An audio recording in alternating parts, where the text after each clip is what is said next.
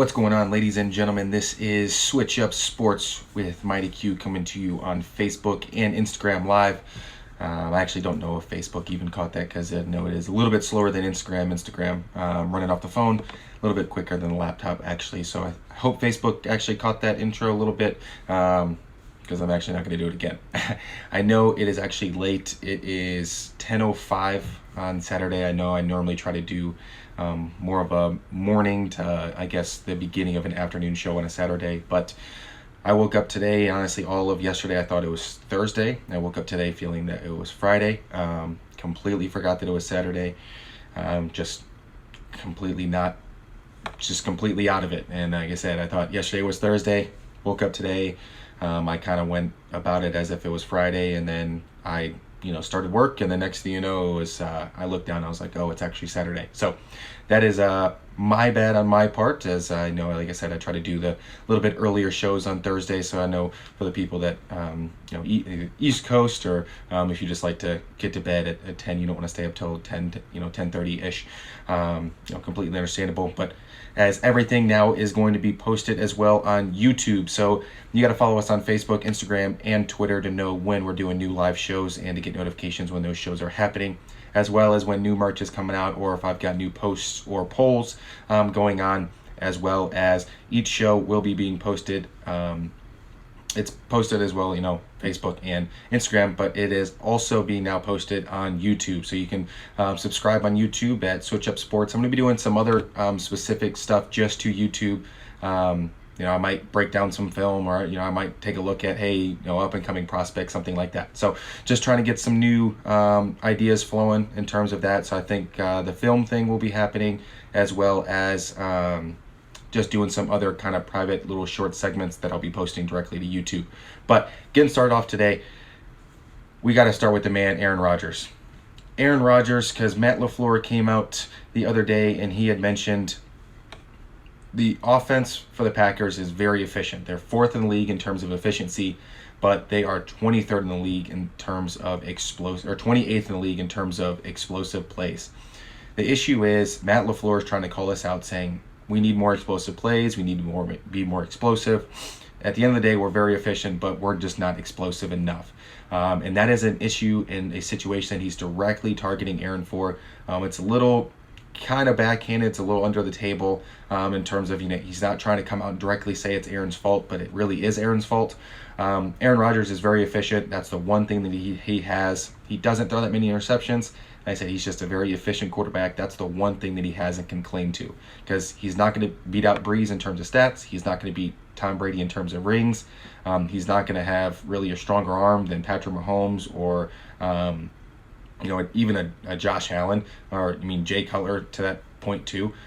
His thing is efficiency, and really his only thing that he can claim to with that is his low interception numbers, as well as his high QBR, because his QBR and overall passer rating, those are things that basically judge very highly off of efficiency, and that is honestly the only thing that Aaron Rodgers has. He's not breaking records. He's not getting a bunch of Super Bowls. Yes, he's talented, but his talent is in terms of very efficient. And I think Matt LaFleur coming out the other day and saying, hey, we definitely need to try to be more explosive. That is the direct reason now why, him saying that right there is the reason why they drafted Jordan Love. Jordan Love has a lot of potential. He's kind of a gunslinger. He doesn't really hold back. There are times where, it put him in interesting situations at Utah State. But at the end of the day, it's a situation where he's really not afraid of throwing an interception. He's not afraid to put it into a tight window. He's going to force the play rather than just throwing the ball away. And Aaron the last 2 years has led the league in terms of throwaways. He's got 2 offensive-minded head coaches that he had, whether it was McCarthy and now LaFleur, both of which still kind of causing an issue. Offense should be producing a lot higher of a rate than it is right now.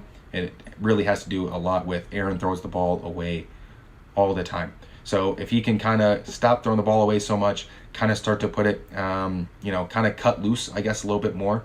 You got your guys who are really kind of giving it more of a risk. You got your Deshaun Watson and Patrick Mahomes and Lamar, even Russell Wilson. He's going to cut it loose too. Jameis is a great guy with it. They always the Bucs had always had explosive plays, and you know what? Sometimes he threw an interception, but other times, it's a 65-yard touchdown to Mike Evans, and it's a situation you can kind of get the offense juiced up and get the defense juiced up as well. It's just a situation that Aaron just doesn't really do. He'd rather save the play, save the down, keep the offense on the field, on those early downs and throw the ball away and just kind of give up on the play rather than making a decision to try to fight for it and forcing it into a window or trying to make a big play or, trying to push something down there. So he'd rather be efficient rather than not. And I think that's honestly a huge reason why LaFleur wanted to come out and say that. It's a situation he's like, hey, we definitely have to be, more explosive. We have to try a little bit harder. And that is directly at Aaron. So Aaron, honestly, man, you're talented enough. Just cut it loose, except for when you're playing the Bears, keep throwing it away. On to a different quarterback. I know when Trace was on the other day, I went ahead and I briefly mentioned it, and that is Baker Mayfield. Pro Football Focus came out, it was middle of the week. It was after Wednesday's show. They came out with, it is a points per game over your backup. The majority of starters, they were basically the average guys, it was somewhere between 3 to 5 points better than their backup. An average NFL game is determined by 4. So, very fitting in terms of average. So it's anywhere from 3 to 5 is an average quarterback. The great quarterbacks, your Russell Wilsons, Patrick Mahomes, Lamar Jackson, Deshaun Watson, they're all at the anywhere from 6 to 8.5 range, better than their backup. Baker Mayfield, whose backup is Case Keenum, you hear the name Case Keenum and you go, oh, he's terrible. Oh, Case Keenum, he had one lucky season. Who is he? Case Keenum, what team is he even on now? He's so terrible. Well, I'll let you know. He is on the Browns, and with that, Baker Mayfield is worth 1 point more than Case Keenum. What that says is Baker Mayfield and Case Keenum are the exact same quarterback. You know what? Is Baker probably a tenth of a point more athletic? Yes. Is he a tenth of a point more accurate? Probably. The issue is Case Keenum could do the same thing that Baker Mayfield can. He's going to keep his mouth shut. He's not going to get in trouble. He's not going to fight for whatever. And the only reason I'm trying to do this and I'm bringing this up about Baker is because he came out the other day and he said, all right, this year, I'm not going to talk as much. I'm not going to do, so-and-so. I'm not going to be out there in front and talking all this smack, and I'm not going to be, the one put. It's kind of when your parents used to say, do as I say, not as I do. This is the complete opposite of that. So Baker's coming out and saying, I'm not going to talk as much, but yet what he's doing is he's coming out publicly and saying, oh, I'm not going to talk as much. I'm a changed person and I'm doing all this. So why don't you just keep your mouth shut and not say anything? Why do you have to come out and say, oh, you're not going to hear from me this year. I'm not going to say anything. I'm going to keep my mouth shut. I'm going to keep my distance. I'm going to back up and I'm just going to let my play do all the talking. Weird how that works. People who don't say anything, normally like Russell Wilson, Deshaun Watson, Patrick Mahomes, Lamar, all don't have to come to the media and say, I'm not going to say anything. They all just don't say anything. They don't have any problems off the field. They're not, being shown at a baseball game, cracking open a beer with their teeth, and they're not doing all this other. They're not doing that because their actions are speaking for them. Actions speak louder than words. So you can come out and you can say, oh, I'm not going to say anything, and I'm going to. So what about when Colin Cowherd or someone comes out, because, his schedule, he starts off with at Baltimore, then gets a bye week by going back home against Cincinnati, faces a really tough defense in Washington, flies all the way here to Dallas, where that Dallas team is going to be playing off a televised game in Seattle, which they're going to lose. And when they come back home, for some reason the Cowboys always play great after a loss on national televised situations. Then they go to Indy, who Indy's good. Pittsburgh's defense the same. Get another bye week with the Bengals. And then they play the Raiders at home, which, I mean, that can kind of go either ways. Their defense isn't terrible. And then they've got Houston, who, again, good defense. Secondary is a little iffy. Then they get Philadelphia, good defense. Jacksonville is a freebie. Then you got to deal with Tennessee, Baltimore again. New York's defense is, Giants defense is better. Jets defense, still better.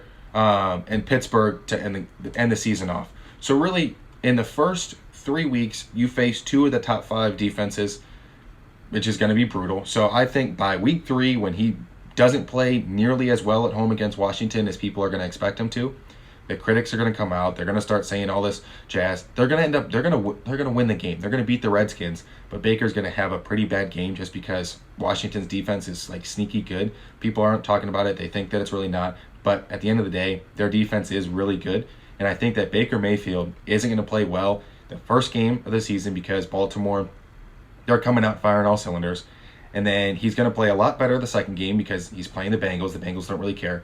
And then you got Washington, whose defense is going to try to prove a point. They're going to really try to take it to a lot of teams, especially having Ron Rivera now as their coach. Their defense, they just acquired a lot of really good pieces. And then they said, following that up, week 4, you have to play Dallas, who Dallas is going to be coming off of a national televised loss, and they're going to be fired up playing at home. So really, I think through week 4, they're going to be 1-3, or I'm sorry, 2-2. Maybe 2-2, and Baker's going to look bad in 3 of those 4 games. That's not going to help his case, especially with this year being his 4th year since he's been drafted. It's going to be a situation where I don't think the Browns, if he doesn't play well this year, the Browns will not pick up his 5th-year option. Now, it's not terrible. He can still play, but I don't see them picking up his option. And then what ends up happening is he's going to have to then play for it. But I think this is where it gets cut.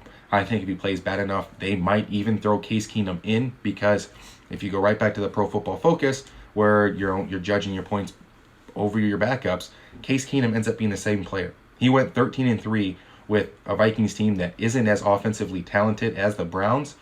And again, is Baker slightly better? Yeah, he is. But can Case get the job done? And have we seen him get the job done before? Yeah, he's already done it. And he did it with a lot less talent. Stephon Diggs is a great player, but he's not Odell. And honestly, I don't really see him being Jarvis Landry too. I'd put both of those receivers above Diggs. 13-3 with the Vikings. And, Baker can't make it to 500, let alone making it to the playoffs, let alone getting to an NFC Championship game. It's not looking good. So I'll just kind of, like I said, I'll run back through. So, it's 1, 2, 3, 4, 5, 6, 7, 8, 9, 10. He's going to look bad in 10 games this year because those defenses all have great defensive coordinators and great players. He's going to look bad in 10 of the 16 games. The other 6 games are against defenses that are just the complete opposite of the spectrum. They're very weak. He's going to look great in 6 games this year. He really is. He's going to look phenomenal. And then what's going to happen, he's going to get to the end of the season, and it's kind of the same thing with Dak. Dak has these great stats, but it's like, why aren't you winning nearly as many games? How are you throwing for 360 yards a game, and you're throwing for 3 touchdowns and all this, and it's like, how do you go 8-8? It's kind of what the Baker situation is going to be this year. They're going to go, I think, at best 7-9. I'll count it real quick. 1, 2, 3, 4, 5, 6, 7, 8, 7-9. They will go 7-9. Not going to make the playoffs again. His stats are going to be brutal. And then it's going to be a situation he's going to have to argue based on somehow to try to keep his contract alive. And what he's going to have is he's going to have these 6 games that are going to be just phenomenal. They're going to carry the rest of his season. That's how weak the defense is he's playing. He gets 2 free weeks playing the Bengals. So he's going to have this absolutely phenomenal 6 games. He's going to throw for like 380 yards, 400 yards in each of these games. He's going to throw 3-4 touchdowns. He's going to have the stats to carry the rest of his season. They're going to get to the end. They're going to open up the stat book. He's going to go, look how many yards I threw for this year. Look how many touchdowns I had. But yet, if you average it out and you look at actually game by game and you actually watch the film, you're going to see a completely different Baker Mayfield. And I think that they're not going to pick up his 5th-year option. I think that, honestly, if it gets bad enough and, they, lose, let's say they lose to the Redskins, or let's say they lose to the Bengals for some reason, which they shouldn't do any of those, he will be benched. That's it right there. He'll be benched. If he plays bad in any one of these games, Cincinnati, Washington, Cincinnati again, Vegas, Jacksonville, or both of the New York teams, he is benched.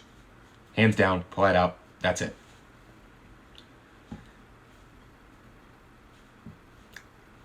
Honestly, he is Case Keenum. And I think I said that last year, or before he even got picked, that he was Case Keenum.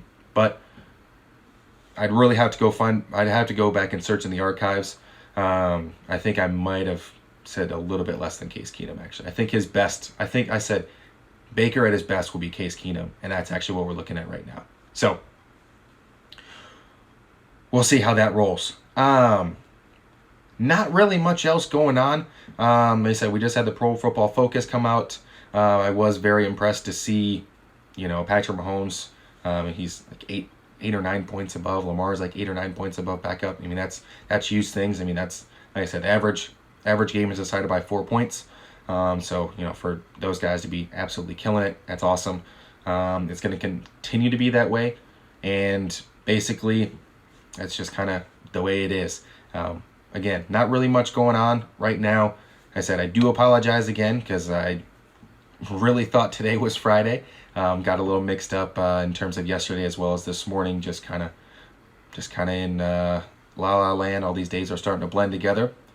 As again, the YouTube is now up and running. I am going to do short little segments on there, little like 5-6 minute type deals that are going to be specific to YouTube. So we'll need you to go and subscribe to see those videos. As well as you got to like us on Facebook, Instagram, and Twitter, because you got to be updated and in the know anytime new merch comes out, whether it's a new poll, a new post, new something. You got to be in the know, as well as if you do enjoy listening to podcasts, you got to follow on Apple or Spotify podcasts. That's going to be here in about another month, where it's the same thing with YouTube. I'm going to start doing dedicated podcast stuff. Versus just the live shows. The live shows are going to continue, and I'm going to keep doing it this way. But in terms of YouTube and podcast, there's going to be a kind of a little bit more selective. So like today's live is going to go to YouTube, but anything from there as well, you just got to follow it. You got to subscribe, and that way you can follow along. But as always, thank you guys for tuning in. I'm looking forward to talking with you guys here Wednesday at 10:05. Again, days getting lost. So Wednesday at 10:05, hopefully the NFL gives us a little bit more content. The NHL is back. I can't mention that now. So NHL is back. I'll talk more about NBA on Wednesday because I'm going to wait for them to kind of start figuring some stuff out. They just kind of threw random stuff out there with the possible World Cup thing. So I'm going to save that for Wednesday because we'll know a lot more at that time. So I will save that for then. But as always, I appreciate you guys tuning in. Thank you so much. And as you know, you got to pop in your headphones, lace up your shoes, but then you got to switch up because this is Switch Up Sports. As always, guys, take it easy, and I will talk to you on Wednesday.